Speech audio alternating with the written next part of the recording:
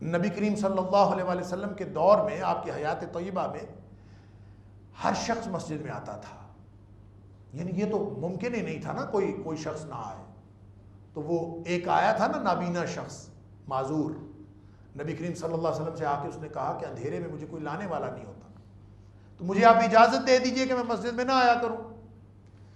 تو نبی کریم صلی اللہ علیہ وسلم نے اس کی معذوری کو ملحوظ رکھتے ہوئے آپ نے فرمایا جا تجھے اجازت ہے، نہ آیا کر. ابھی وہ جانے لگا تو آپ نے پھر بلایا، اس سے پوچھا کہ تمہیں اذان سنائی دیتی؟ کہتا جی اذان تو سنائی دیتی.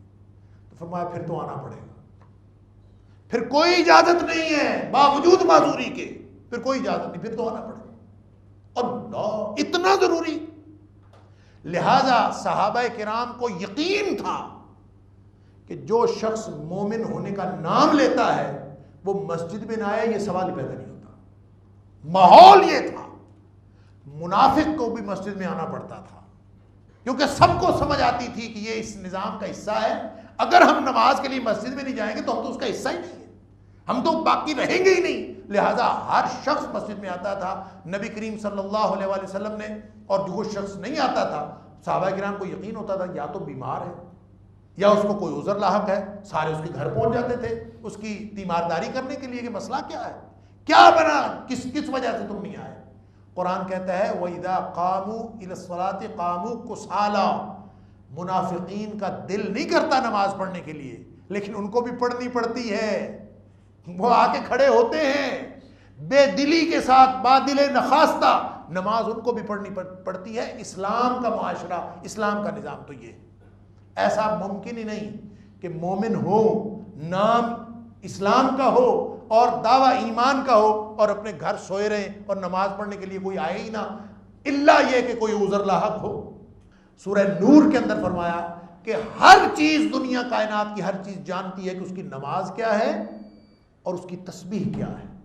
گویا درخت کھڑے ہیں تو وہ بھی حالت قیام میں ہیں، اور مویشی چوپائے جب وہ چلتے پھرتے ہیں تو وہ حالت رکوع میں ہیں، اور جو پتھر پڑے ہوئے ہیں وہ حالت سجدہ میں ہیں.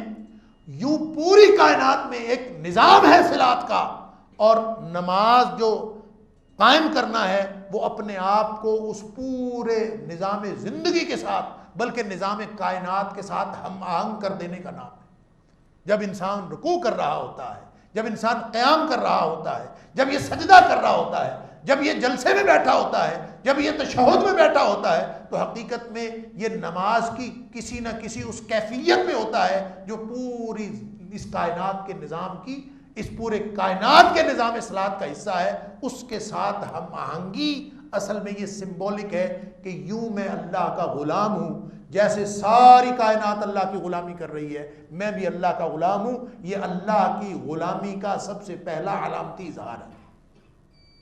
نماز اس لیے ایمان کے بعد سب سے پہلا نماز، پہلا تقاضا نماز. سارے فرائض آپ دیکھیں نا، سارے فرائض ہیں اس کے لیے جو عمر ہے بلوغت ہے، جو عمر کی شرط ہے وہ بلوغت. بلوغت کے بعد سارے فرائض عائد ہوتے ہیں لوگوں کے اوپر، اور بلوغت سے پہلے کے کیے ہوئے عمل اسلام میں اس کی گنتی کوئی نہیں. یہ وہ پہلا فرض ہے جو بلوغت سے بھی پہلے عائد ہو جاتا ہے. یہ واحد فرض. فرمایا 7 سال کا ہونا تو نماز کا حکم دینا شروع کر دو. مروا اولادکم وہم ابناء 7 سنین. 7 سال کے بچے ہوں تو نماز کا حکم دینا شروع کر دو، کیونکہ اس نے آگے چل کے وہ پورا نظام صلات کا حصہ بننا ہے. اس کو پہلے دن سے ہی پریکٹس شروع ہو جائے. 7 سال کا بچہ کچھ سیکھنے کے قابل ہوتا ہے، فرمایا اسی وقت ان کو نماز سکھاؤ. اور 10 سال کا بچہ ہو جائے تو نماز نہ پڑھو تو وَضْرِبُوهُ عَلَيْهَا، پھر سختی کرو اس کے اوپر، اور اس کو مارنا پڑے تو ہلکی مار بھی مارو تاکہ وہ نماز پڑھے، کیونکہ اس نے پورے نظام صلات کا یہ پہلا تقاضا ہے، پہلا عملی تقاضا ہے. اگر کوئی شخص اس کو پورا نہیں کرتا تو اس کا مطلب یہ ہے کہ اس کا تو ایمان، جس کو کہا گیا تھا نا ایمان، میں نے سورہ نساء کی آیت نمبر 136 آپ کے سامنے رکھی تھی کہ یا ایھا الذین آمنوا آمنوا باللہ ورسولہ. اے اہل ایمان، اے ایمان کا دعویٰ کرنے والوں، واقعتاً ایماندار بن کے بھی تو دکھاؤ. تو اس کا مطلب یہ ہے کہ ایمان کے بعد فوراً عملی تقاضا لاگو ہوتا ہے، اور سب سے پہلا اظہار نماز ہے۔ وہ جو میں نے مثال دی تھی نا شروع میں کہ ہمیں کوئی آ کے یہاں خبر دے کہ باہر کوئی واقعہ ہو گیا، اسی مثال کو ذرا ذہن میں رکھیں۔ ایمان کا عمل کے ساتھ تعلق، اس مثال سے یہ تعلق بھی سمجھ میں آئے گا کہ مثلا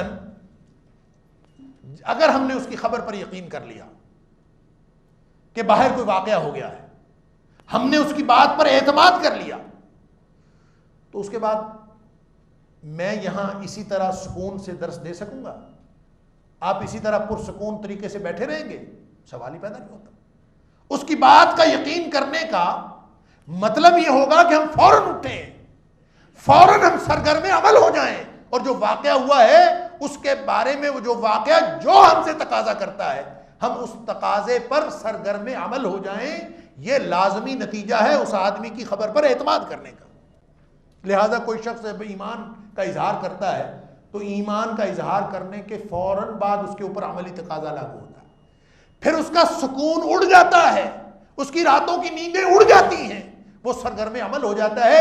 ایمان آ جائے اور عمل کوئی نہ ہو، یہ سوال ہی پیدا نہیں ہوتا۔ سمجھ لیجیے۔